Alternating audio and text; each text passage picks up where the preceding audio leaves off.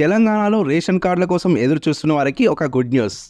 July 6, 2024 నుండి మీ సేవ ద్వారా రేషన్ కార్డు దరఖాస్తులకి అవకాశం అనేది ఇవ్వడం జరిగింది. అయితే ఈ రేషన్ కార్డులకి ఎవరు దరఖాస్తు చేసుకోవచ్చు, రేషన్ కార్డుకి ఎలా అప్లై చేసుకోవాలి, అండ్ ఇప్పటికే కొత్త రేషన్ కార్డు మరియు రేషన్ కార్డులో మార్పులు చేర్పులకి దరఖాస్తు చేసుకున్న వారు మళ్ళీ చేసుకోవాల్సి ఉంటుందా లేదా, రేషన్ కార్డుకి దరఖాస్తు చేసుకొని పెండింగ్లో ఉన్న వాళ్ళ పరిస్థితి ఏంటి, ఆల్రెడీ రేషన్ కార్డు ఉన్నవారు సెపరేట్గా కొత్త రేషన్ కార్డుకి దరఖాస్తు చేసుకోవచ్చా, ఈ రేషన్ కార్డు దరఖాస్తులకి ఏ డాక్యుమెంట్స్ అవసరం అవుతాయి, ఇలాంటి ముఖ్యమైన విషయాల గురించి ఇప్పుడు మనం చెప్పుకోబోతున్నాం.